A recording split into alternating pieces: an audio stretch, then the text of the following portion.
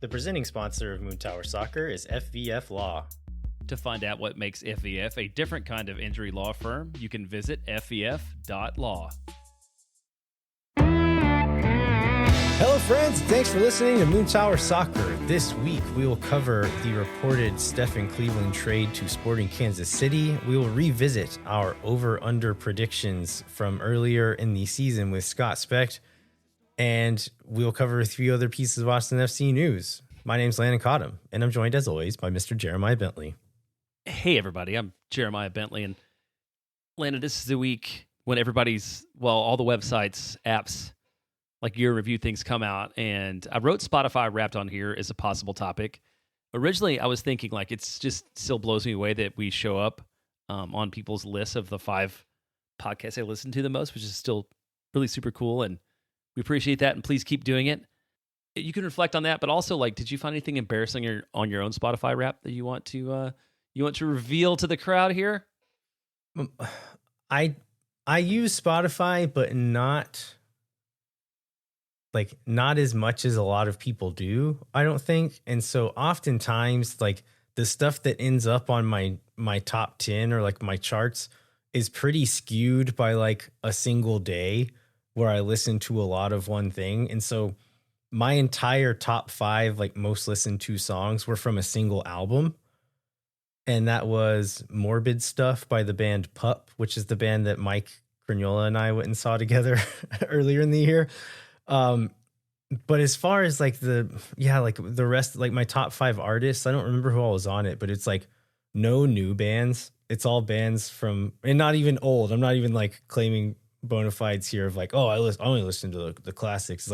It's banned from 5 years ago, 8 years ago, stuff like that. But my Spotify is always weird just because of how little I use it, that one wild hair on a single day can heavily influence the charts. Oh, okay. Well, that's interesting. Yeah, for me, I would say of the top 5, 4 were Americana artists and 1 was Taylor Swift. And I feel like that's actually a really good summary of my listening habits. So Spotify definitely hit it for me. Yeah, I would imagine yours is pretty wild based on not a weird day, but just on your actual listening habits. One of my nieces over Thanksgiving started singing The Climb by Miley Cyrus. And I just looked at Ashley and said, I bet you couldn't guess that this is maybe Jeremiah Bentley's favorite song.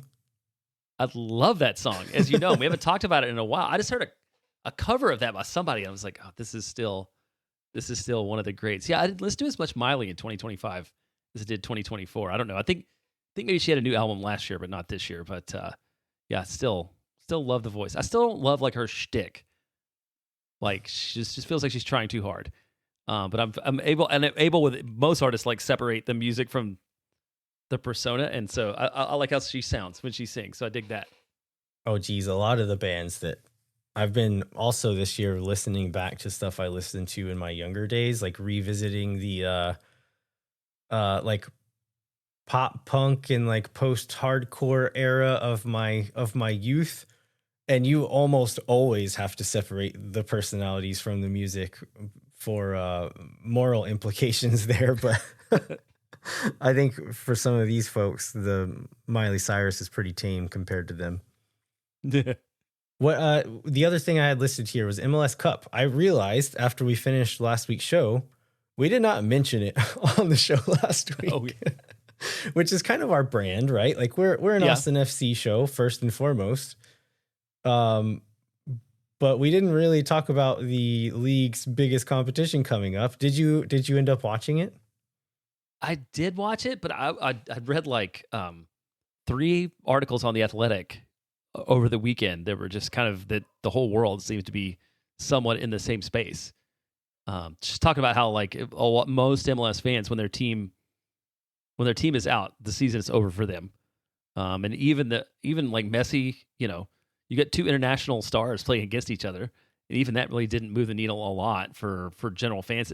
This is, as you know, I'm a huge college football fan, and I think this is one of the biggest moves that will help when we get the schedule flip. It's it's not competing with the Longhorns or conference championship games or whatever. So I watched it, but it was not a huge event for the house.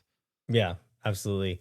One thing that I was thinking of like leading up to this game is like my heart wanted Vancouver to win, but I could see value as far as like growth in the league for Miami winning. Did you have a preference there? What side won out for you as far as who you wanted to win? Well, I would say that maybe just because they clobbered us, during the season repeatedly, that Vancouver is like my favorite team to watch play and has been all year. And whether it was Miami or Philadelphia or whoever came out of the East, like Vancouver would be, once Austin was out, the team that I'm the most interested in watching play. Yeah, same. For all of those reasons, they are also maybe my favorite team to watch. I know a lot of people really liked watching San Diego play this year. I think just for my preferences and kind of the kind of soccer I like to watch, I think Vancouver beats out San Diego and even Miami. Like Miami has special players that are very fun to watch. I think Vancouver team wide and like kind of system wide is just really fun and really entertaining to see a team have such collective mastery in so many games. So I was really pulling for them, but I can see I listened to Paul Tenorio on Soccer Wise last week in their preview, and he wrote a book about Miami's period in MLS and kind of the effect that it could have. And after hearing him say that, I'm like, it probably, as far as like growth of the league and therefore growth of Austin FC within this league, it's probably better for that purpose if Messi wins. I don't really like that. I don't know that I should be the one caring about that, but I at least like convinced myself that if Vancouver doesn't win, that I'll take a little bit of consolation in that part of it. It's better for the league. So you're becoming an SEC fan? MLS, MLS, MLS. Whatever works. All right, let's jump into the news of the week before we get to our over-under revisiting. Big news coming out today, and this is just a report so far, so big shout out to Tom Bogert for preventing a Moon Tower curse here. But Tom Bogert is reporting that Stefan Cleveland has been traded to Sporting Kansas City. Yes, for $50,000 in GAM, and supposedly he's like already signed the deal with a new deal with Sporting KC. So, in $50K in GAM, that's less than teams get for international slots. We wondered why Austin would hang on to him when the club extensions were announced, and we thought one of the reasons why it makes sense is like there was a deal in the works. The actual number that Austin gets is not overwhelming, right? Like $50K in GAM does not go very far. So I believe that is the lowest number that they will let you trade somebody it's for. It's the least you can get. So why is this big news? Relatively big news in Austin. I think the amount we're getting in the trade is not the headline. I think the other numbers are the real headline here. And so what we're actually getting out of this are an extra senior roster spot. Also, his guaranteed salary after bonuses and stuff, according to the MLSPA salary release, $274,000, all coming off the books. And so a lot of times when you let someone go, you're going to have to replace them. And so, $275K and a senior roster spot, but we need another goalkeeper. So we're going to have to use that. Damian Loss solves both of those problems. Damian Loss is still considered a homegrown, meaning he will be on the supplemental roster spot. He does not take up a senior roster spot, and then his salary does not count towards the salary budget. That means that is what we're getting. It's not just the $50K, it's $50K plus $275K that we don't have to use towards a senior player, and that senior roster spot that we don't have to use towards another goalkeeper. That increases the flexibility quite a bit. And when we're looking at the reports from last week, like the John Bell rumor, things like that, it makes those I don't want to use supplemental because that's a roster spot. The more rotational backup players, you can use one of the senior roster spots on a guy like that. And I don't view it as a major disaster when you have 3 rather than 2. Yeah, we talked last week about this being the story of the team, that you almost had to hit on everything. And this gives Austin a little bit more flexibility to not have to hit a home run on every single move that they're going to make. And so It's a good one overall. I mean, I guess that's just a place to leave it in. And for sure, then, we were a little bit skeptical about whether the Damian loss back to Austin thing was really going to happen because he's been on the club and been loaned out, and then we thought he was going to come back maybe, and then he got loaned out again. But this seems like a real thing now that he is goalkeeper too in Austin. Yeah, and I think I said this last week or a week before. Like, I don't know if this is necessarily the best thing for Damian Loss right now. It is absolutely the best thing for the Austin FC roster build right now, and so that's going to be Roto's priority, right? And so, do you remember how long Loss's contract goes? Looks like it's through 2027 with an option for 28. I saw some discourse around like, okay, now Damien's going to be the successor to Brad whenever Brad retires. I think that is highly unlikely. What is your take there? Oh, well, yeah, I think people maybe don't. I mean, Brad's been in Austin a long time, but he came to Austin, started in Austin as like a relatively young keeper. So I think he's still 34. So I think at the end of Loss's contract, he's 36, and that's not an end of the career age for a keeper. So I don't think Damian Loss is going to be happy sitting around for 8 years and waiting on Brad Stuver to retire. But for this club, for this year, it's a great position to be in, to your point, if I'm Rodolfo Borrell. And then I worry about next year. Yeah, I think Damien will probably be willing to sit around on the bench for 1 year. He's not going to do it for 2, 3, 4 years, however long it takes for Brad to call it quits. And he's not really slowing down, right? So I would imagine that a Damian Loss trade or sale happens before Brad Stuver retires, barring any kinds of injuries or anything like that. Well, let's get into like what we can expect on the week ahead. So this will be probably what we will talk about next week. So on Wednesday, free agency begins. Austin's been busy in the free agent market every year. Thursday, we get the re-entry draft stage 1.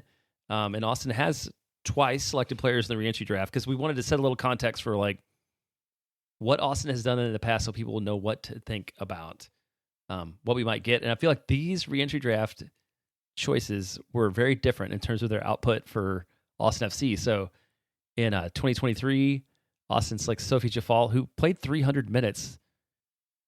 Because I just looked that up. I don't remember seeing him on the field that much in 23, but they must have been really, really bad. But then in 2024, Javier Obrion, which I think ended up going on to become the club's leading scorer in the year that he was picked through re-entry. So a little bit of a mixed bag there. Man, Obrion kind of seems to be, like, in recent history, one of the more high-profile people coming through re-entry. And so, yeah, not a lot to expect for that, but it is possible to find something in it occasionally. And then also on Thursday, waivers closed. The only waiver, I excluded the first season because Austin had no players. And so we were just like building through every means possible when I was looking things up. But AOC, Ocampo Chavez, I can't remember his first name right now, was a waiver claim in 2023. And I don't know how much we saw of him. I remember thinking we would see more than we actually did.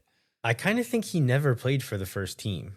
That might not be true, That's but possible. if he did, it was very little. And then I think wasn't even really a nailed-on starter for the second team by the end of that season. That's right. Yeah. I forgot about that. And then another thing I kind of think maybe I haven't heard his name in a long time. I wouldn't be surprised if he's not a professional soccer player anymore. And then Sophie Jafal, who you mentioned, he did not have his option picked up by a USL club this last week. So again, in the context of setting expectations for what to get in these in these roster mechanisms, set the bar low. Yes, it does appear that Ocampo Chavez's last action was actually 2022, which is before he came to Austin, where the last minutes he played as a first team professional. So he's probably doing a great job at a Home Depot somewhere. The other thing that I noticed when going back and looking at these things is that the Alicia Segura and Giassi Zardes buyouts were both announced in December. So I don't know. We've talked about who Austin might buy out, but it's possible that if there is going to be one this offseason, that we get this announcement fairly soon. Yeah, yeah, absolutely. Like, I think the outlier in that would be the Emiliano Rigoni one, and that was due to the weird auto trigger in his contract that it happened when it did. But yeah, you would expect like if someone's going to be bought out, it'll happen in the off season, and like you kind of know if you're going to do it at this point or not. That's not a thing. There's no negotiations there as far as like looking ahead. So I think if there's going to be a buyout, we could hear about it before the end of the year. And then on Wednesday, free agency opens. I mean, we've signed out of contract players from abroad before, but do you think is it worth going through some of the domestic free agents we've signed? I think we can. I mean, I think it's interesting. Golly, this is going to be with everything. I think it's an interesting mixed bag. Last year, Elie Sanchez was the only domestic or MLS free agent, and I remember being very cold at that press conference when he came in. So, were you there? Yeah, we were both there, right? I think I didn't go to that one. I think just you did. Okay. So it was at Q2. He was wearing slides. His hair was amazing, and it was cold. 2024, Diego Rubio, which I think is somebody that we all knew a lot about. And then Brennan Heinzike, it was also signed during that offseason as a free agent. And that one has turned out to be, I think, a better move than anybody probably thought. Yeah, for sure. The year before, not a great track record here. The 2023 free agent class was Jossie Zardes, Matt Bersano, and Adam Lundqvist, which I think I was probably kind of high on all three of those guys. Bersano, I don't think he ever played, maybe a couple of games. Lundqvist was pretty disappointing. Zardes was a shadow of his previous self on way too much money. So yeah, not great pickups there. And then 2022, just like everything about 2022, was the best free agent class. That's Ethan Finley, Maxi Urruti, and Felipe Martins. Yeah, who all had really impactful seasons that year, and then didn't. Yeah.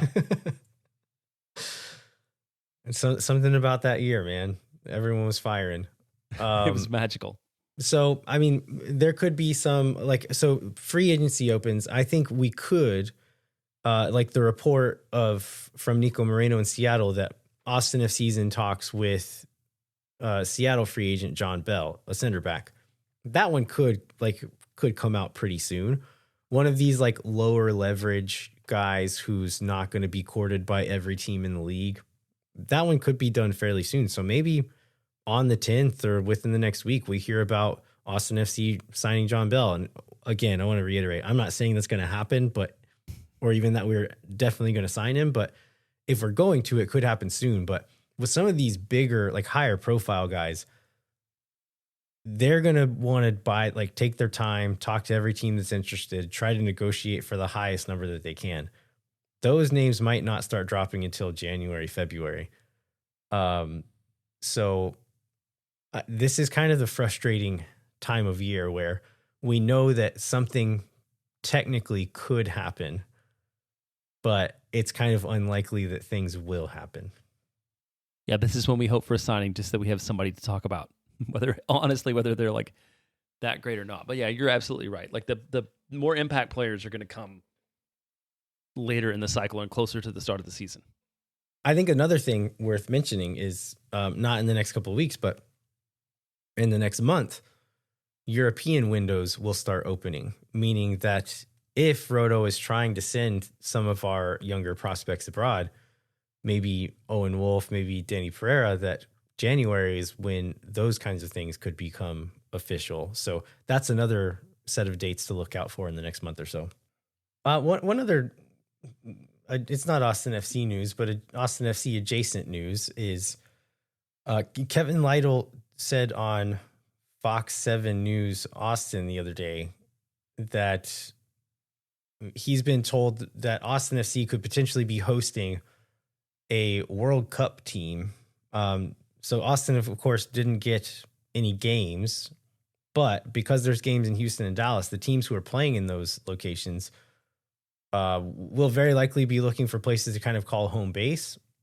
Austin has been proven, like the U.S. national team not just comes here because they can, they like coming here and training in Austin. And so I think there's a very good chance that we'll have at least one, if not multiple teams training here for the World Cup.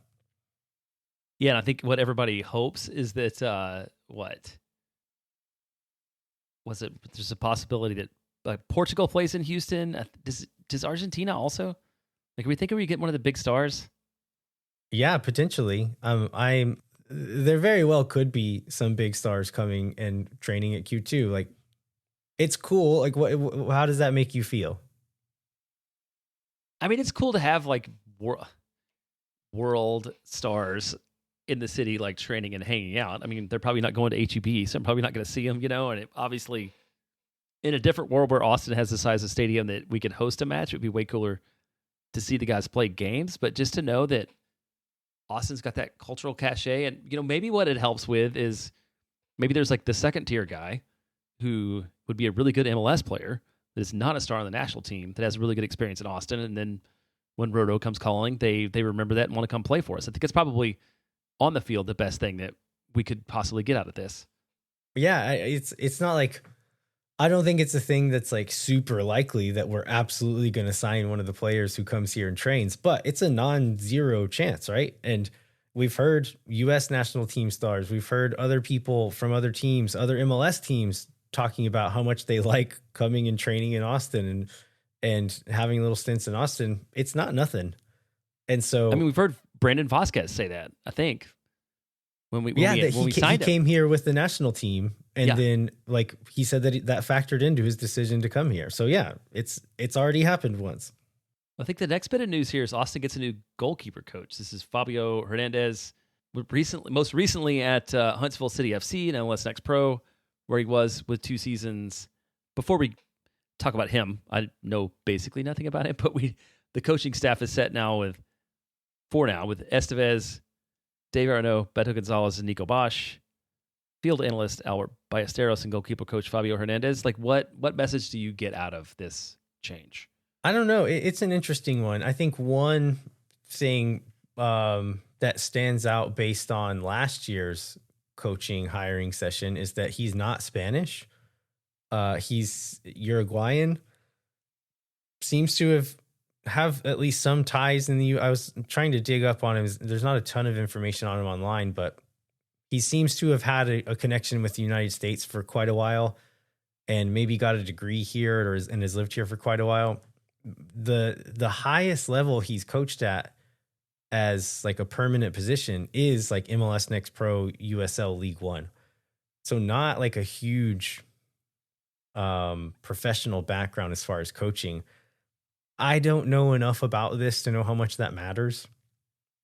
I would be very curious to talk to Brad Stuver and Damian Loss on like Brad Stuver, especially, like, how much does your goalkeeper coach matter at this point? Like, are you actually getting better based on things your goalkeeper coach tells you? Or is it just someone to like help you train and kind of set a program for you throughout the season? And then also Damian Loss, a younger guy where coaching might be a bit more helpful still. Like, what does he think about a guy with this experience? I just don't know enough about it. It doesn't, like, his resume doesn't stand out on paper, but I'm not going to write the guy off and say that it's a bad signing just because of my lack of expertise in the area. Right. I mean, there's something about him that appealed to the people making decisions enough to pick him from among any goalkeeper coach they might find. And maybe it is the working with USL and working with Next Pro teams and sort of developing youth, since we believe Brad's fully formed as a keeper, and Damian and other younger keepers are the ones that need to be developed. Maybe that there's something about that connection that makes a difference. Yeah, I'd say that's the optimist take on this signing. It's the offseason, Landon. We're always going to have the optimist take. The pessimist take could be like, he's probably cheaper than someone who has a better resume, so we'll just take him. Again, I don't know what the case is, but we have a goalkeeper coach now where we didn't for a while. The other news we got is that Austin is going to be in the U.S. Open Cup. So Austin enters in the round of 32, which is the same one that Austin did before. Before, which there will be a match to be played on either April 14th or 15th there. Yeah, and we talked about the the schedule with Seth and talking about how like you look at the schedule as it is now, the 2026 MLS schedule, and it's not that congested. Okay, add in these Open Cup rounds. It starts to be a little bit that way, right? And so that will congest the season up some, but it's going to work again where if you're playing in this competition and this competition, then you're not going to play in the Open Cup. So if you look at the field, Austin FC will have a chance to go deep in this competition again. Now that they've done it once, like that experience is valuable. And there's going to be a lot of the guys who went through it last year who will get the chance to do it again this year and potentially make it deep, if not make it to the final again. Well, this is going to come up later in over under, but I thought this is an interesting stat in the bottom. Austin FC all time in the Open Cup is 5 wins and 3 losses. Because they picked up how many wins last year? 4. Yeah, exactly. 4 Is that wins right? last year. Yeah, 4 wins last year, and I think 1 Roddy Redis goal the year before are the only games that Austin FC has ever won in the U.S. Open Cup. What else we got, Jeremiah? Oh, man, I saw this post on Instagram of, I don't remember, it was some soccer academy, some kids academy in Kansas City, and it had Diego Rubio and Eli Sanchez coaching kids. It's not really news, but one reminded me that both those guys have pretty deep connections to Kansas City, and they're both just good dudes. And it was just like a wholesome story. Yeah, it's it makes me curious. Like, I know Ilie has the season off. He has roots. Like, he played in Kansas City for a while, and is like both of those guys, like highly respected players for that team. And so they're a way to make a little money. But it makes me curious if Rubio will go into some kind of coaching. If he's going to try to keep playing or if he'll hang up the boots and go into coaching immediately.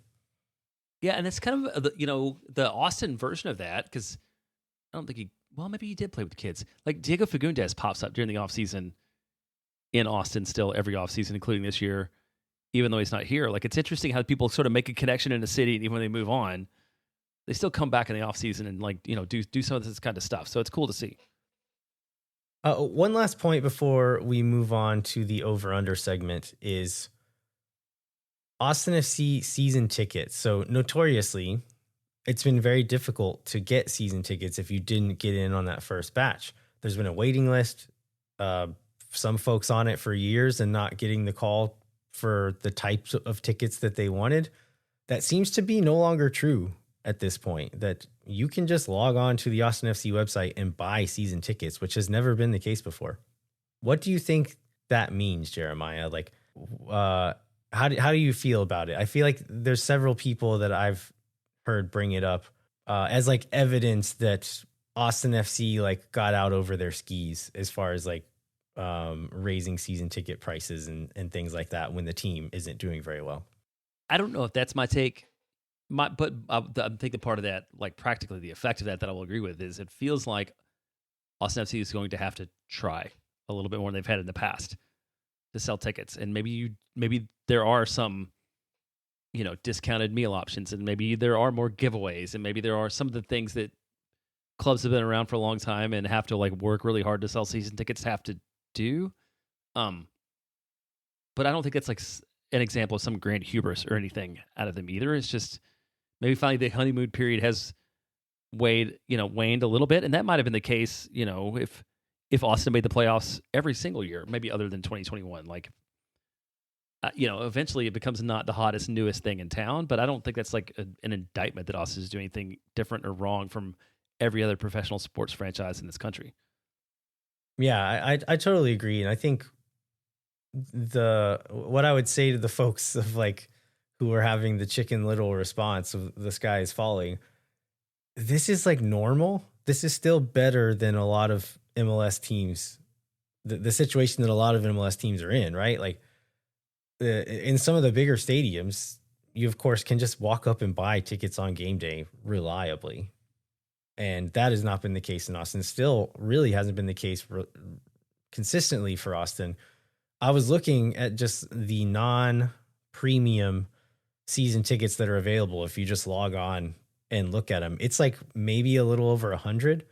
And so it's still not like you have your pick of whatever seat you want. It's still pretty limited. But I think it does. You're exactly right. It says something about like, okay, they were coasting on this honeymoon thing. They're going to have to put some work into it. And I think that, again, the main thing is the team needs to be good. And we've seen with the Open Cup final, with this playoff game, the tickets were selling on those nights. So if Austin can be good again, I don't think they'll have any trouble selling out the stadium again. But they need to do both of those things. Like, okay, A, make sure the team is good, but then B, okay, maybe like they announced today, if you buy a ticket to the home opener, you get a free little holiday Yeti. I think you're right that we're going to see more stuff like that because they're going to have to do stuff like that to sell out the stadium consistently. All right, I think that is all for Austin FC news. Let's move on now to revisiting our over-under predictions from February of this year.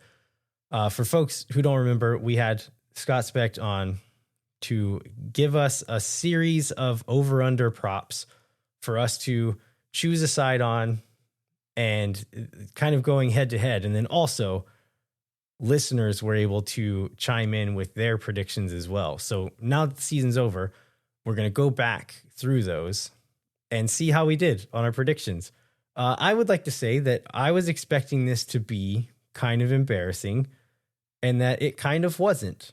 I feel like we did pretty good and that our reasoning was fairly sound for a lot of this. I agree. And I think that Scott did a really good job of picking the lines because some of them where we were wrong, we were also wrong by a half, of a half a goal, a half a clean sheet, a half of whatever. So like it's a really tight line. And I think it went okay. I think the thing that I remember the most is like how badly we missed on how many goals the DPs were going to score. And that sort of colored my memory of every single other response when honestly, there were a lot of them were okay. Yeah, totally agree. All right. Well, we're going to take a quick break and we'll be right back with Scott for our over under predictions. Hang tight.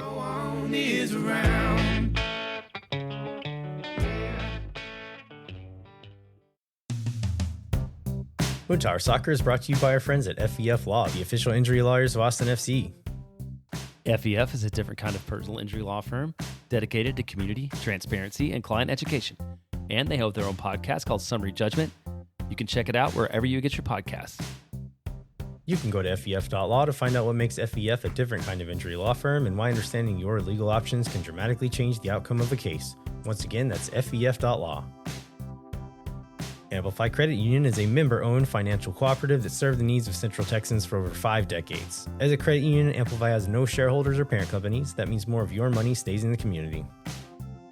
Amplify has been the home of fee-free banking since 2022.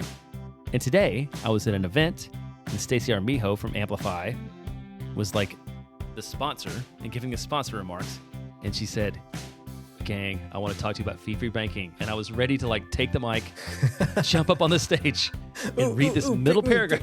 Hang on. I think I know where this is going to go. Because she's like, we've been doing it since, and I wanted to say 2022 before anybody else did. So go Amplify. Amplify membership is open to any Texas resident. Learn to trust your bank again at Amplify Credit Union. To learn more, go to www.goamplify.com/moontower-soccer.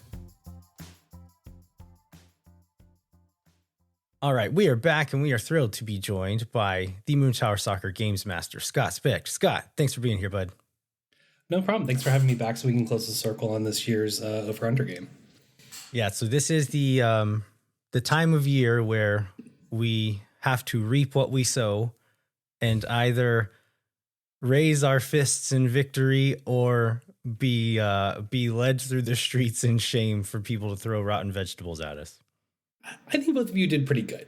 I'm actually going to do something that you don't normally do on a podcast, which is I'm going to tell everybody to go and stop listening and go back to listen to the episode from February 11th where we went over all of this. And so you can get a little context of where our headspace was at going into the season. But if you're not going to do that, there's a quote from the podcast I'm going to read out just to give everybody an idea of what's going on, which is, I'm loving the optimism. I think everyone is high on hope right now, and I'm enjoying this part of the season before actual games are played and all of our hopes are dashed. That's very fair. Yep. Well, or at least offensively, our hopes were dashed, which I feel like is where some of these unders are going to come in. Yes, and there aren't nearly as many unders as you would have thought, just based on how the lines were done. Um, Again, for anybody who's not going to go back and listen, there were 21 over-unders about various Austin FC topics, and there's a tiebreaker at the end, which was total goals scored in MLS play this season. Unless stated otherwise, these were all for the MLS regular season. And the first one, which I thought was going to be more fun than it was Austin FC hat tricks at 0.5. Landon took the over and called his shot that it was going to be Mirto Azuni. Jeremiah took the under. 53% of fans were optimistic and took the over as well. Obviously, it was the under. We did not have any hat tricks. We also did not have any players score multiple goals in an MLS game. Very cool. Very cool. I didn't check to see if we were the only team in the league that did that, but I think we might have been. There's a good chance. Jeremiah did point this out last week that if we do have to walk through the streets in shame, that there's a good chance that most of our listeners will be walking with us if they took this survey. Yeah, and there's definitely some questions that have just a lot more groupthink than you would have expected, like looking at the results when I was looking through them today. And so it's kind of interesting to just see like where everybody landed. The next one up was Austin FC All-Stars. The over-under was 1.5. That line was set because since we hosted, Nico got to pick one. We all assumed it was going to be Brad Stuver. It was. We hit the over because we technically had 3. Brandon Vasquez got named to the team, and Gamray Biru got picked because he was available, was kind of the way that the press release read to me. He was a left back in Austin. But these all count. Yeah. Both of you took the over. The fans, 67% also took the over. So you can kind of see where a lot of people were kind of agreeing with you. And this one would have been interesting. Had Biru not been added to the team, would we have counted the 2 with Vasquez? Because he was selected. He did not play, but he was selected. Yeah, I don't think there was too much controversy in the lines that we ended up with in terms of the results. And I think that one could have been like a good 2-minute discussion that we would have had to have just going about it. The next one up was Austin FC away wins. The line was set at 4.5. Both of you took the over. Fans, 89% took the over. We all hit the over with 6, which is the most we had since 2022 when we had 8. It's pretty good. Wait, so am I 3 for 3 right now? Because I feel like this is going to be the high point of my night. You are. I will say this right now, Jeremiah. You're streaky this year. Okay. I'm just going to bask in this right now, and then whatever happens in a minute. It's over. We're so back cycle. Yeah. On Jeremiah's face throughout the episode. No. Jeremiah is back for the next 5. What else we got? Okay. Next one up was weather delays at Q2. All competitions. It was set at 1.5. Landon, you took the under. Jeremiah took the over. Only 48% of fans took the over, and we hit the over. We had 2. Oh, we did? Yeah, the May against RSL, we had a weather delay, and the LAFC game on July 5th, we counted as a weather delay. Okay. So it got delayed 3 months later. Going there. Was so this again, all competitions too, or just league play? My notes say all comps. Okay. I thought we had one later in the year too that just started late. It wasn't actually delayed during the game. Maybe 20 minutes late or something, like in September, but it doesn't matter, I guess, since we were over anyhow. Yeah, it was over anyway, but I think you're right. Yeah. I think there was the one that was 15 or 20 minutes late, something like that. That sounds right. I didn't even notice it in real time. No, that's fair. And yes, Jeremiah, you are still 4 for 4 so far. Well, I don't want to brag on myself now. No, this is going to go, Scott. My joy has left my face. Okay, so next up we get into some fun ones, which is U.S. Open Cup wins. It was set at 1.5. Both of you took the over. 83% of fans took the over. We hit the over by a lot. We had 4. The max an MLS team could get is 5. Obviously, that was one of the highlights of the season was having that Open Cup run and being able to host the final at home, which was really just such a rare fan experience. I think we were both cautious on this one based on cup competitions in years prior. So I'm kind of surprised that maybe we still got it.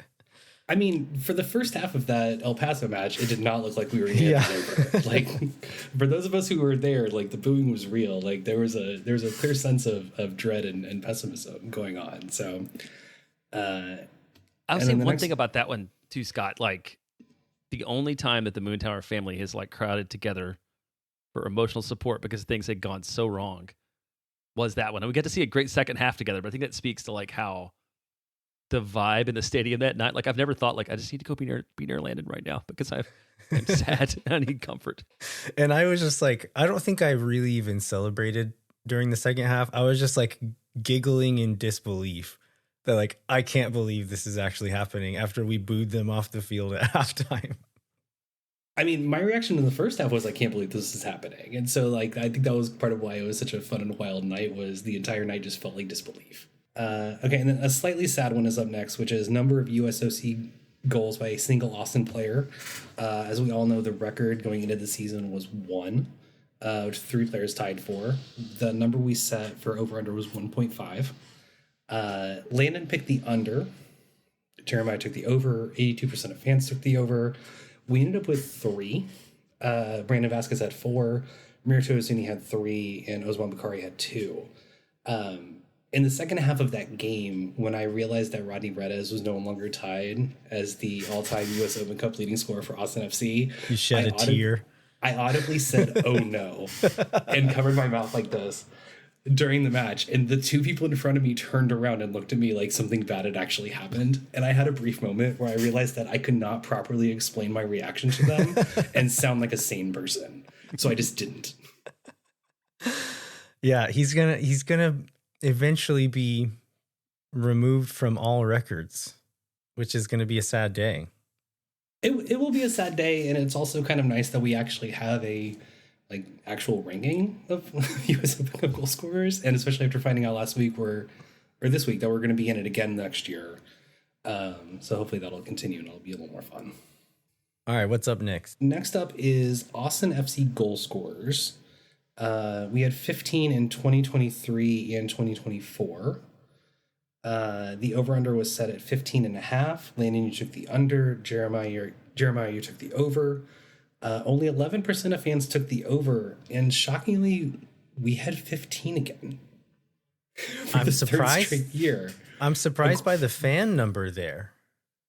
I am too. And going back and listening to the discussion we had about it, there was a lot of feeling that this team had a lot of depth and was going to score a lot of goals, which obviously we're very wrong about. But there was a belief that we were going to have a lot of guys just going to get 1 or 2, which happened. We just never had anybody score more than 6 or 7. Yeah, both things ended up being true. Yeah. Wait, am I still perfect through now? No, that's the first one you missed. Oh, dang it. Okay. So you were 6. You got the first 6 correct. And this is, I think, maybe one of at least 2, maybe more than that, where I picked a half point below the line and got it right. Yeah. There's a couple like that, which just really worked out really well. Next one up is number Wait, Scott, of Austin. Sorry. On that one, like remind so how did we set the lines for those people that maybe don't remember what happened in February, didn't go back and listen? That was kind of fan source, right? Yeah, some of it was fan sourced. I also listened to previous editions of the game just to kind of get some ideas of other ones to try or bring back. Because some of the images are just kind of fun to just kind of track year to year. And then it was kind of my random sorting on FBref to just see if there's like a random number that kind of sticks out to me that I'm kind of like, oh, that's kind of interesting. And then just kind of like look into it from there. And I think to your credit, you ended up ignoring some of the fan sourcing on some of it and kind of picking your own number. And I think your lines were really good. Thank you. I appreciate that. I think there's one that I missed by a lot, which we'll get to at the end, that we're all going to have a really good laugh about. But I think as far as like the on-field ones, a lot of them ended up really like on point. Yeah, I think I know which one it's going to be, but let's maybe go to some others that we have a chance of getting right. Next one up was number of Austin FC players called up to senior international rosters. And that included friendlies. They did not have to play. They just had to be on the roster. The number was set at 4.5. and both of you took the over. Did you say you did or did not include friendlies? Did. You did. Okay. That was part of the discussion we had back in February. Both of you took the over. 69% of fans took the over. The over hit. We had 6. Was that all? I was thinking we maybe got way over it this time. I think we only had 6. Do you want to name the 6? Did Leo Väisänen get a call up before he was no longer an Austin FC player? He did. That's the one I didn't think you were going to get. Okay. Wow. Julio Cascante, Svatak, Uzuni, Jimmy Time. What number am I at now? You're at 5. At 5. Bukhari? I didn't see Bukhari. We had Danny. Did he not get one this year? Danny. I have a Danny 7th. One. Who's the 7th then? Nico Aristizábal got called up to the senior Puerto Rican national team on a kind of a Guilherme Biru clause of who's Puerto Rican and can be in Miami in 6 hours. Which was like this is 16-year-old Austin FC Academy player, or like maybe 17 or something now. Yeah, I think he was 17 at the time. But yeah, no, that was one of the funnier stories of just like getting randomly called up. And they played didn't they like play Argentina or something? They played it was against Messi. Yeah.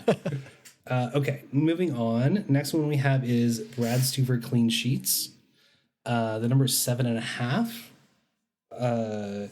Landon, you took the over. Jeremiah, you took the under. Only 55% of fans took the over. Jeremiah also said, and I'm going to quote him here, one of these years, Brad Stuver is going to stop saving everything. And while that prediction may become right at some point, it may just be premature. And he maybe had his best season ever this year, like arguably at least. 100%. I'll show my work a little bit here, and longtime listeners of the show will know that I always kind of push back on clean sheets being an individual stat and then being a team stat. And I was a real believer that Estevez was going to, at least to some degree, improve our defense. And I thought that Stuver was going to have to save fewer shots that he shouldn't be expected to save and still do it.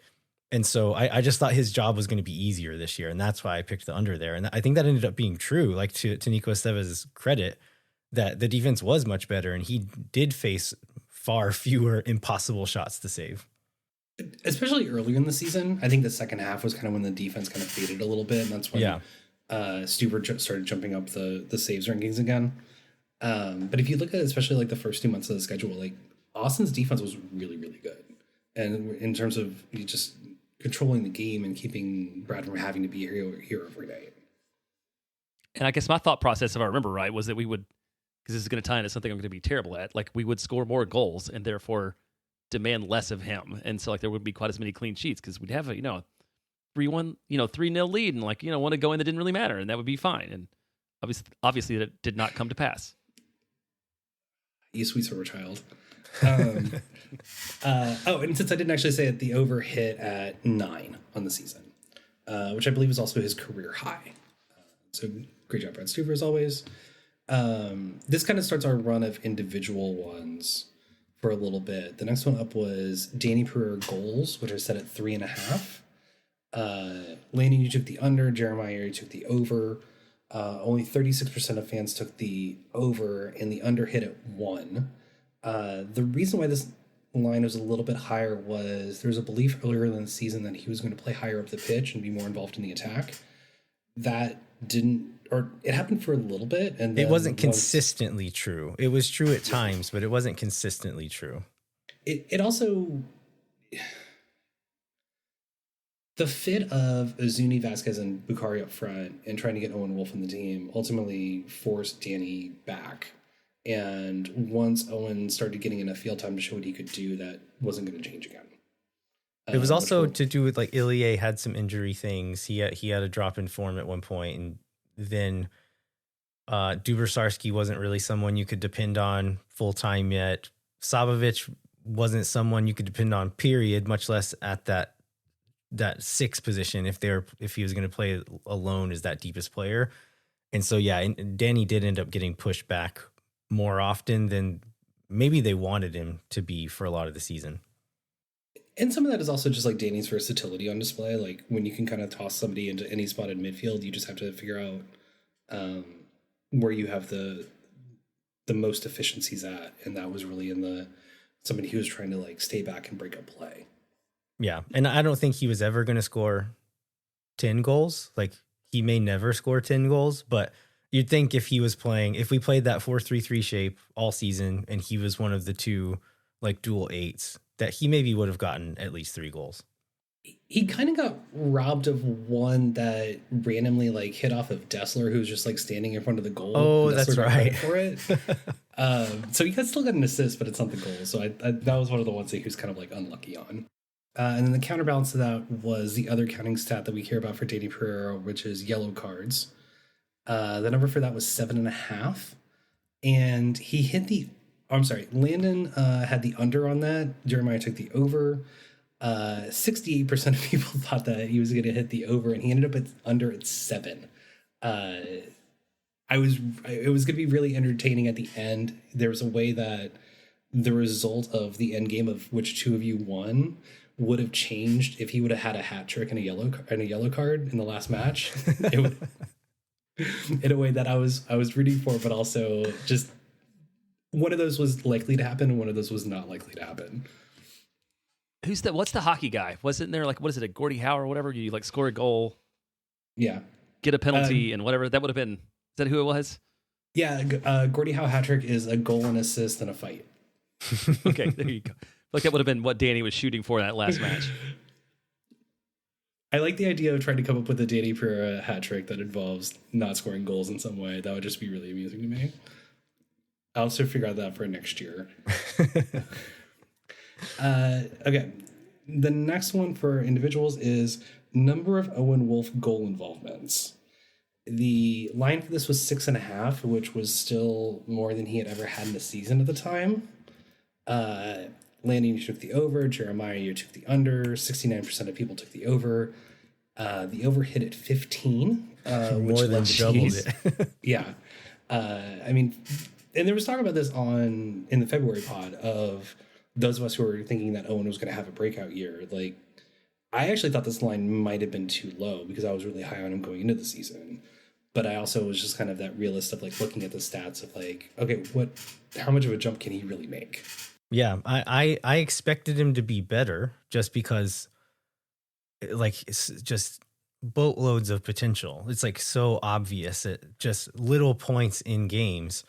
I think I underestimated the number of goal involvements he was going to have. I did pick the over here, but I did not. If you'd have set the number 2 or 3 higher, I don't know that I would have. And he demolished it. So, yeah, I mean, I expected him to be better, but not this much better. Like he was so impressive for most of the season, if not all of the season. And then like most of just at least like almost every game, there's 2 or 3 moments where Owen does something that's like, oh, let's just like sends a shiver down your spine that like maybe didn't make the stat board even, but just like people who watch soccer regularly can tell like, oh, something special just happened on the field. Yeah, I was going to chime in and say that for those of us who watch a lot of soccer, every once in a while there's a player who just breaks the pattern or breaks the rhythm in some way because they do something like that. And Owen is one of those players. I think the thing that he added that I was most surprised about was his ability to score goals on headers and being on the back post and being somebody that like defenses really had to account for. And if you just put your 5'7" right back on him on the back post, like that dude was going to get jumped over. Yeah. And that really adds like another level of attack, especially when you have other taller guys that start taking up the, defensive man marking on the other team. That really makes Austin difficult to guard on set pieces. And I've said this earlier in the year too, but like, I think that re-emphasizes the need for another creative player in the team so that Owen is no longer taking set pieces and we have somebody who can play balls in. I mean, Owen's fine at it. I don't think he's even a great set piece taker, but to have somebody who is good and then to also have Owen Wolff in the box, who's one of the better athletes in the league, period, like even at the age of 20, like that would be a huge asset. Moon Tower Soccer is brought to you by Sage Wilson Realty. The Sage Wilson team is made up of Austin experts who are client-focused and have over 30 years of combined real estate experience. If you are someone you know or need Sage real estate advice in Austin, talk to our friends at Sage Wilson Realty. Be sure to check them out online at sagewilson.com. And our premier sponsor is McGuire Woods Consulting, helping clients in the public affairs space from lobbying at the local, statewide, and federal levels to digital and communications campaigns across the country. McGuire Woods Consulting has offices in 10 MLS cities, but only supports this podcast because of how well we did at our over-under predictions. Contact our friends at McGuire Woods Consulting at mwcllc.com for more information. Okay, next one up is goals by defenders. I set the line at 10.5. That was based on 2023, we had 10, and 2024, we had 11. Landon, you took the under. Jeremiah, you took the over. Only 16% of fans took the over, and of course we hit the under at 7. That included goals by John Gallagher and Zon Kolmanich, who were playing as kind of more, I thought, more wingback roles that were counted as defenders. We kind of talked about making sure that they were really defenders when goals were scored, but this is so far away from the line. Yeah, it wasn't even close, right? Yeah, we specifically mentioned John Gallagher, knowing that like the year before he scored 6, mostly playing fullback, and so we thought that might be an issue, but at 1 goal, it didn't really matter. Yeah. And then next up is combined DP goals. Sorry. Which is 30.5. Both of you took the over. Is this the embarrassing one you were mentioning? No. Or is there a worse one? There's a worse one. It's a funny one. But it's not. It's not on field. I think if I know which one it is, it's not related to soccer. I think Jeremiah knows which one it is. Oh already. yeah. Okay. So I feel bad like counting this as the under because ultimately like one of the DPs was out for half the season. Not that I think we would have gotten to 31 between the 3 of them. But ultimately, like that under was going to hit as soon as Vasquez went down. Like there was no way that just 2 guys were going to make up that many goals. Combined, they ended up with 14 on the season. So that was one that ended up being really off. But that's, you can't predict injuries when you're going into the season. Still, I mean, you're giving us too much credit here. Brandon Vasquez was not going to score 22 goals in the second half of the season. Correct. And so this segues into the next one, which is Brandon Vasquez goals and assists, which was 16.5. Laney, you took the over. Jeremiah, you took the under. 75% of people took the over. The under hit at 5. He only had 19 appearances. So even if he would have made, upper 20s appearances, he probably wouldn't have gotten to double digits goals and assists. Obviously, this doesn't count the US Open Cup goals because this is just MLS regular season. Not that those don't matter, they do. It just, for the sake of this game, we are only counting MLS regular season. Okay, I'm going to move on because we don't want to talk about injuries anymore. Besides, Brandon Vasquez get better soon. You look to have a great gaming setup by what you posted, so great job on that. Oh, what game was he playing? I think he was playing Arc Raiders. Okay, that's too gamery for me. I don't never even heard of that.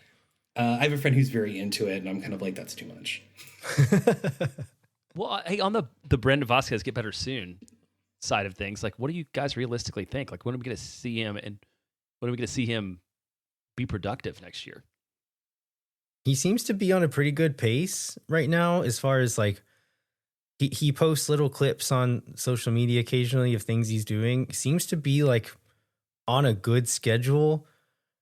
It's really just hard to say because you can do all the box jumps you want, but it's when you get on the field, when you feel comfortable and confident with moving and cutting, like that final stage can take a while and is really hard to predict. So, I mean, I think it could be as early as like March, but it could be as late. Like, look at Ricky Puig. Like, he had the ACL tear and missed the entire season, did not come back. And so I'm hoping it's not that. And like, even if it does take longer, we've got that World Cup break, which gives us a bit of an advantage for him to, if it's not looking good and they don't want to push him, just sit him until June and let him come back for the second half of the season. I really hope it's not that long, and I don't expect it to be that long, but it could be. I think there's probably going to be a little bit of consternation about when he comes back in terms of what the U.S. men's national team roster looks like. Because if there's some kind of like striker injury crisis to where like there are spots on that team, like you might see him try to push a little bit faster to try to be able to get on that bench. I agree with Landon. I think it happens after the World Cup break. I'd expect to see him toward the end of the season, just probably more as a sub even, just to kind of like get back into it a little bit. And then So you don't think we'll see him before the World Cup at all? I think it's very likely we don't. Like, 'cause that would be about a year or so since the injury happened. And I think really like for him to be back to like 100%, like really where he was at is probably we're looking at like the sprint season in 2027. Yeah, I mean, like I said, I think like 9 months is a fairly realistic timeline, but even then you're hitting pretty close to the World Cup break, and maybe they just sit him until then anyway. Yeah, I think we're going to get some idea of it based on Austin's offseason moves and just how that roster has to be structured in terms of what happens. So I think that's kind of an interesting subplot to look at once Austin starts making moves, assuming that they do. Okay, next up is Osman Bukhari assists. I set it at 7.5, which was kind of based on extrapolating how many assists he had in 2024 appearances. Both of you took the over. 80% of fans took the over. He ended up at 7, according to MLS.com. So that was one of the ones that was just off by a half. And, you know, one of those Zuni chances goes in or something like that, and he ends up hitting the over. So that was really close. Just one of several Zuni chances that could have gone in. Yeah, and sometimes it's just a good reminder that, like, the best assist guys are usually also the guys who have the best finishers on their team. Like, that's just kind of the nature of it. Yeah. You know, the guys who play with Messi end up with a bunch of assists because he just has otherworldly finishing stats. Like Robert Taylor? Exactly. That's exactly who I was thinking of when I said that. Okay, we're coming into the home stretch, last like 4 or 5. Landon, you're currently up 9-7 over Jeremiah. For those who are still tight. This one is Yadier Obrian starts. And this is only for MLS games. We set it at 10.5. Reminder that he was our leading scorer in 2024, and there was still a lot of unsureness about how Austin was going to line up and use their winger depth. We also, at the time, didn't think that CJ Fodery was going to have any kind of a breakout or that Owen Wolf would feature on the left wing. Both of you took the over the 10.5. This was the most evenly split of the fans. They picked it at 51% as the over, and we ended up at under with 9, which I think was a little surprising. And he also racked up a few at the end when Austin didn't really have like a true striker, and they just put him up top at 9. Yeah. Just to put somebody there. That's still on 31 games played, though. So lots of appearances, played in almost every MLS game, mostly as a sub, which I think is probably the role that we want Yadier Obrian playing on this team. I just wish that playing that role, he would have had a bit more output, because he ends up with 0 goals, 1 assist. And so he could have had another assist. There's a late one where he could have like squared to Uzuni and tried to shoot instead or something. I don't remember what game that was, but There were a few like that. He's a guy, like on paper, you'd say if he's your backup, like a backup attacker, 4th or 5th option as an attacker, that's pretty good shape, but didn't really shake out that way. Yeah, it kind of felt like the season was a like father time catching up with him season a little bit in terms of just like his pace and his athleticism wasn't quite up to where it normally was, or had been in the past at least. Okay, number of players who play for Austin FC and Austin FC 2. And that was actually having field time. We set the over-under at 2.5. Both of you took the over. 47% of fans took the over. Unfortunately, we were under. We only had CJ Fodery and Irvin Torres. Interesting. We had a lot of guys who got picked up for like a few games who were just kind of on the bench as like emergencies, but we never had any of those guys actually see the field. I was thinking, did we have some guys come in the Open Cup? I was thinking somebody else, like what was that? The defensive midfielder, Adrian Gonzalez, maybe? Did he not ever see the field During league play? I don't know, like period. I don't remember. I don't think he saw the field at all. Okay, that might be right. Yeah, I know he got a call up. Well, what ended up happening was also that Duper kind of filled that role of like emergency break the glass defensive midfielder for a while, and so Austin's depth never really got challenged like in a game enough in terms of like injuries or card problems or anything like that to where they needed to go that deep on the bench. But I felt like there were 2 or 3 guys who easily could have gotten field time had there been like an injury or a change to the game state kind of a thing. It just didn't happen. Yeah, and I think we didn't get Jimmy time in the cup either. Is that right? Not this year at all. So nothing, no minutes. R.I.P. Jimmy time. Okay, number of first goal scorer for Austin FC. I said it 9.5. Which this is like the number on their jersey, right? Correct. This was the number on their jersey, and we had a long discussion about what number Ozuni was going to wear as part of this. Both of you took over, which meant jersey number 10 or above. Only 43% of fans took the over, but the over hit because it was Bukhari against Sporting KC, who would switch from 7 to 11. Landon specifically picked the over because, quote, there are a lot more numbers over 9 than under 9. That's math, baby. And I'd contend that there were a lot more numbers below 9 on the field. We didn't know that was going to be true when we did the show, though.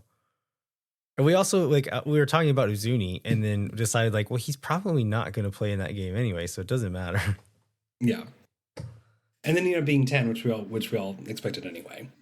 Okay, here's the one that I was most off on, which is number of new Austin FC partners.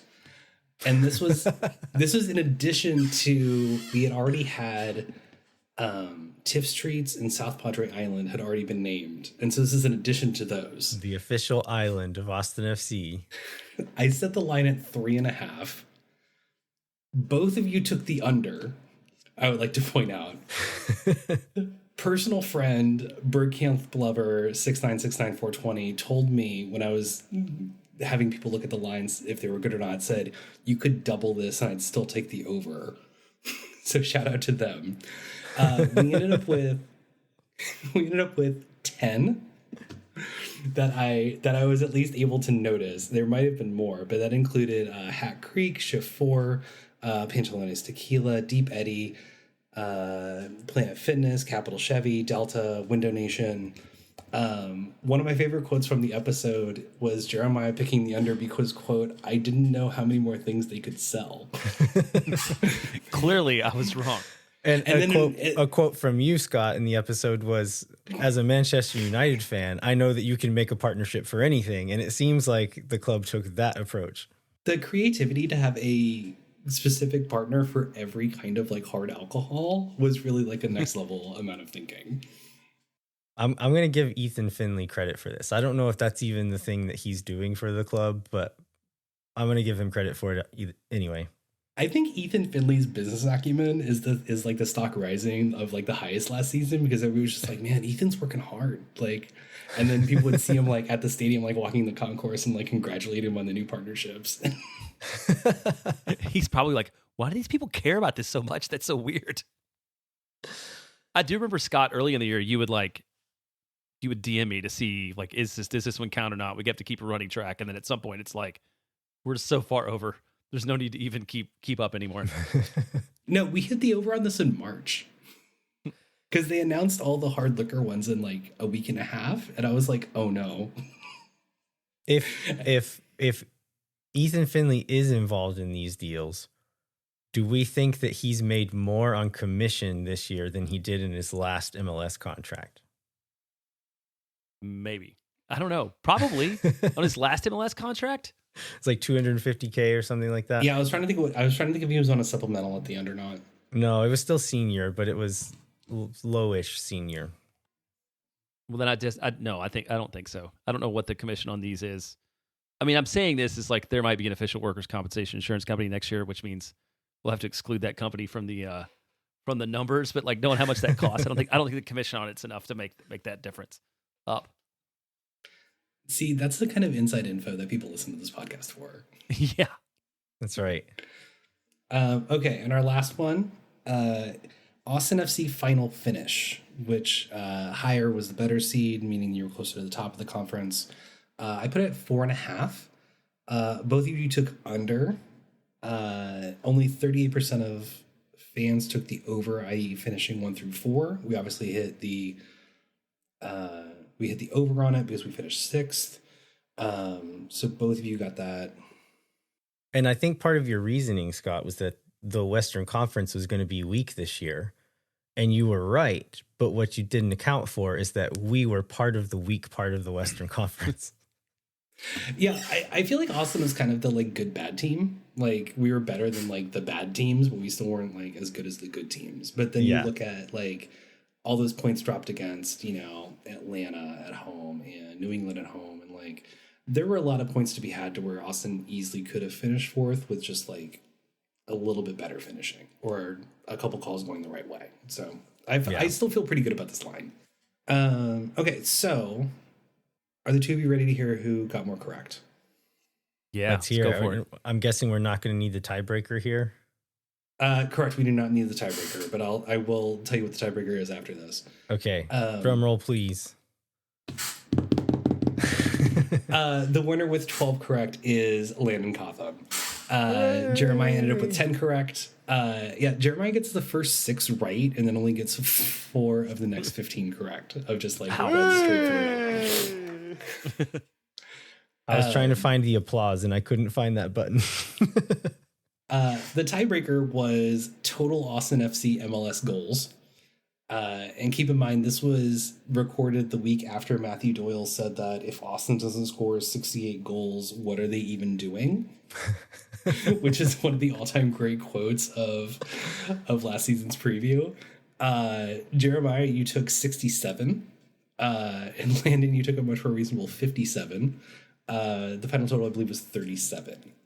So neither of you was really that close. It was interesting to see the disparity among the fans. Somebody went as low as 17, and somebody went as high as 82. 17? Even DC United scored 30 this year. Yeah, like 17 is what if you took a USL side and bumped them up to MLS, I think they could still get 17 without any initial spending. First year Cincinnati, how many did they score? What year was that? I can look it up real quick. I want to say 2019. Yeah.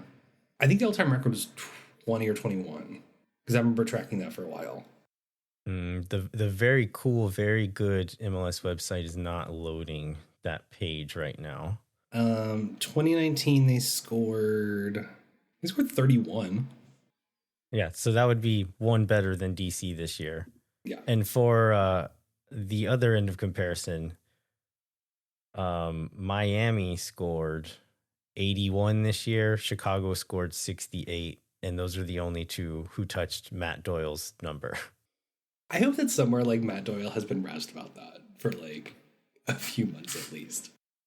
I feel like he's just getting razzed constantly that he can't even keep track with where all it's coming from and probably doesn't care either.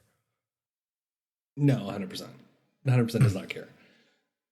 I don't think I would ever take him to task on a recorded product because it would not be a thing that anybody would want to listen to. But if it were a situation where he came to MLS All-Star or there was an event and we were in a bar with beers together, I would absolutely talk mad to Matt Doyle.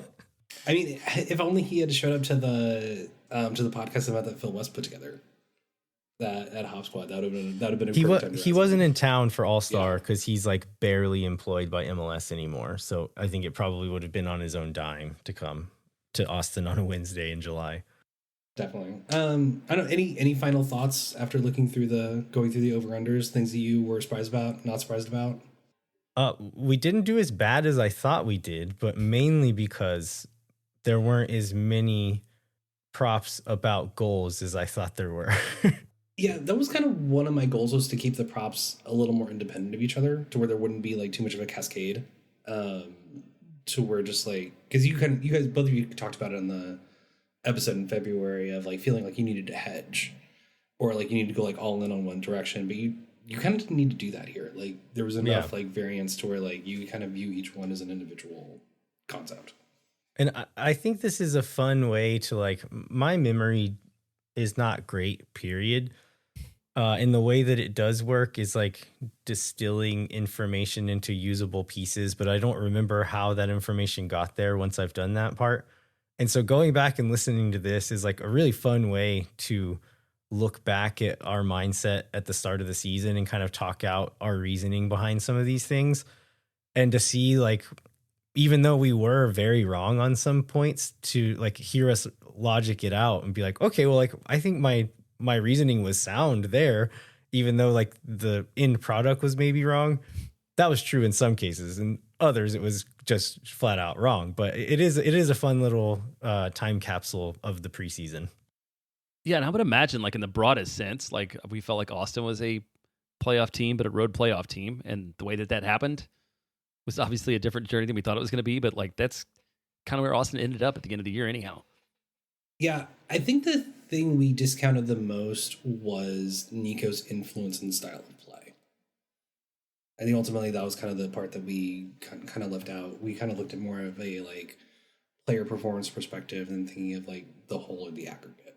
Which is logical when you think about the fact that Austin spent $37 million on 3 attacking players. Like one would lead, that would lead a person to believe that Austin's planning on scoring a lot of goals despite Nico Estevez's history. Yeah, I mean, you just look at Zuni's goal scoring record in Spain and what Vasquez has done. Even his per 90 numbers in Liga MX were still really good. Like when he was on the field, he was still really good. He just wasn't getting field time. And you kind of start looking at it together, and you're like, oh, like you can convince yourself that this is going to work. Like it's very easy to do that. All right, well, Scott, thanks so much for joining us on the back end of our over/under predictions. You are very active in the Austin FC fan community. Where can people find you? What would you like to plug? I'll go and plug the Suffering from Joy podcast, which I do with Devin, Seth, and Brad, which we try to post weekly during the season, but doesn't always happen. And then you can read me on the We Are Austin TV Substack, where I do a regular piece called What You Need to Know, which is usually match previews or anything else I feel like explaining to everybody. All right. Well, big thanks to Scott. Big thanks to our Games Master Emeritus, Marcelo Teson, for originating this concept. And then thanks for all of the listeners and Austin FC fans who kind of help crowdsource some of this stuff as well. Scott, you said you're not quite sure on we did like a listener survey as well, and people were able to put in their answers to these too. Were you saying that you're not quite ready to announce a winner? Yeah, I wanted to wait until we went through all of them before doing any work on it, just to make sure I had all the correct answers right, and so I didn't have to duplicate work. But I'll get to work on that and get a winner announced. All right, yeah. On next week's show, we'll announce that winner, and we said we were going to do a prize.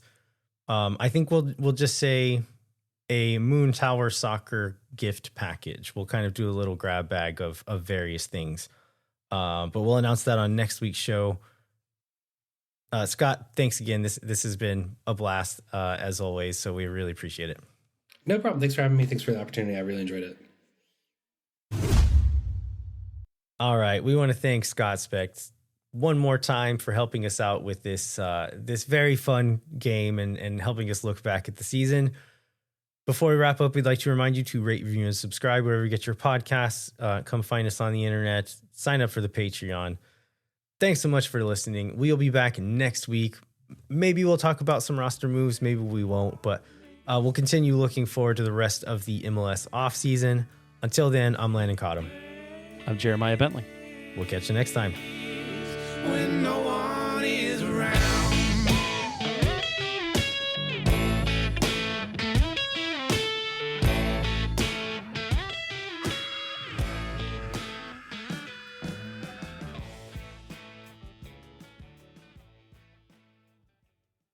Thank for nothing, see you never. La gente. Oh my God. Because they love cheap boom boom sauce. Yeah.